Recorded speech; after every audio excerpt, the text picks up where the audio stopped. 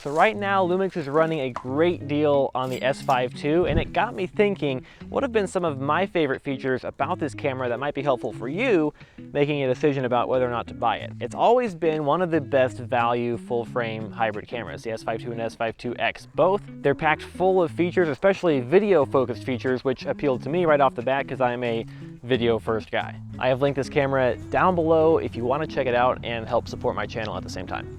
So first of all, the big thing is all the resolution settings you have to choose from. Resolution and frame rate, I should say, because there's literally dozens of options to choose from. My favorite ones I have saved to my quick menu here, so that would be 4K 60, 4K 30, 4K 24, Full HD, 120 frames per second, which is a super slow motion option. You got to go down to 1080p to get 120 frames per second. Then 6K, which is an open gate recording, which records with the full sensor of the camera. Pretty big feature of this camera. And then 4K 48 frames per second. Now, this list, there's 7 pages of resolution options here. It can seem kind of overwhelming if you're coming from a more entry-level camera, but basically there are 2 color sampling options for each resolution setting. So there's 420 and 422 for each one of those options. And I found that I like shooting in 420 more than 422 because it's easier on my machine when it comes to editing after the fact. Another feature I really like is the ability to turn on shutter angle instead of shutter speed. This means that when you change all those frame rate settings I was talking about, the shutter speed will automatically update to maintain the 180-degree rule instead of having to go in and change the shutter speed manually. I can't tell you how many times in the past I've changed the frame rate but forgotten to change the shutter speed and end up shooting with the wrong shutter speed without realizing it. And that can mess up some things in post, like when you're gonna slow down your 60 frames per second footage. If you got the wrong shutter speed, it can look weird. So shutter angle for the win. One feature I didn't realize was gonna mean so much to me is the dual native ISO. And I kind of realized the reason why when I was out in Wyoming shooting on an overlanding trip. Before I had a dual native ISO, I didn't really have a concept for why this would be handy, but what it means is you can increase your ISO to a second threshold where the noise gets reduced again back to minimum noise, just like your normal base ISO. But what I like is that having that dual native ISO means you can operate smoothly transitioning between different lighting conditions without having to remove your ND filter.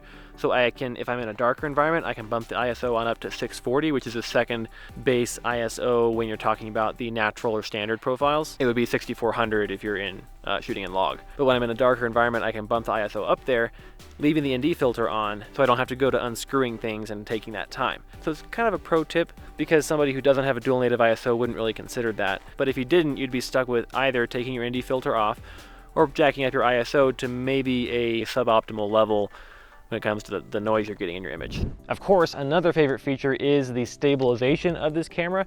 Stabilization is definitely a strong suit of the S5II and S5IIX, so you have really good in-body sensor shift image stabilization. When you're shooting on a wider focal length, you get a little bit of edge wobble like you'll see when I'm vlogging and stuff like that. But up past the really wide focal lengths, you don't notice that, and it just gives you some nice, really usable footage without any crazy stabilization applied. But if you do want to go into some E-stabilization, you have the E-stabilization high mode, which gives you really, I mean, it's not totally gimbal footage, but it's close enough that you can get away with using just the camera, just the in-body stabilization, and not have to worry with the gimbal in a lot of situations, which is really handy. So stabilization is a big feature that I like. Something else that I like a lot is the ability to flip this into an APS-C crop mode. This is of course a full frame camera, but you can flip it into the APS-C crop mode, which gives you like a 1.4 times crop into the video, which basically gives you a little bit more reach on your telephoto lenses. So the 20-60 kit lens that I shoot almost everything on, it turns it into a 20-90 basically, because it gives you a 1.5 punch in on the zoom. So handy little feature, I'm using it all the time. I've talked about some big things like resolution and dual native ISO and stuff, but there's some little things about this camera that are just really nice to have, like dual SD card slots. If you're coming from an entry-level camera, this is probably a new feature for you. I have it set up to be redundant recording, which is pretty cool. I really like having the ability to turn on the red frame recording indicator, which is a red box around your whole screen that shows when you're recording, or more importantly, when you're not recording. And then like the ergonomics, honestly, they deserve a little bit more attention because it seems like a small thing, but if you're carrying this camera around all day long, like how it feels in your hand, that's That's kind of important. And I really like how this camera feels in my hand. Now I have pretty big hands. I've got like a 9-inch span from thumb to pinky, somewhere around there. So if you have smaller hands, this camera may be too big for you, honestly. You may should look at something more like, you know, Canon R8 size, you know, something a little smaller that would fit your hands better. But I love how it fills up my grip. And I also like how it has this texture to it. I was afraid it might collect dust and dirt. Kind of had that experience on my Lumix G85, which has a similar texture, but this seems like it's done pretty well staying clean, and I haven't exactly been keeping it in the studio. Sometimes it's the little things that go a long way to making a camera the right one for you. Oh, way too low. The S5II is definitely a pretty durable and rugged camera. I've had the unfortunate opportunity of dropping it once, thankfully just once, from a few feet off the ground. It rolled off the truck seat, out the open door, and onto the ground. But it's totally fine. It's got a little mark here on the plastic of the lens that was on it at the time, but the camera is totally fine. And I filmed with it in some fairly harsh environments. I mean, overlanding trip in the dust and wind of Wyoming seems like a fairly serious environment. I was trying to protect it from getting too terribly dusty, but I mean, it's definitely been exposed to nature and it has held up great. Kind of on the topic of being rugged brings me to my next feature. You might not think it, but overheating is actually a really common issue with full frame cameras, especially. When you set them up to record in 4K, sitting still, they're gonna overheat. Like a lot of them just do that. So a big deal with the S5II and S5IIX when they came out was that they have a fan internally and some kind of heat dispersion, dissipation situation design that meant they would not overheat. Now I don't do a ton of static videography, setting the camera up on a tripod and letting it run, but I have done some filming on some pretty hot and heavy days, and I haven't had any issues, even a thought about the camera overheating. I was filming at campgrounds across the country throughout the summer, didn't have a single issue, so I would have to agree. In my experience, not really one for overheating.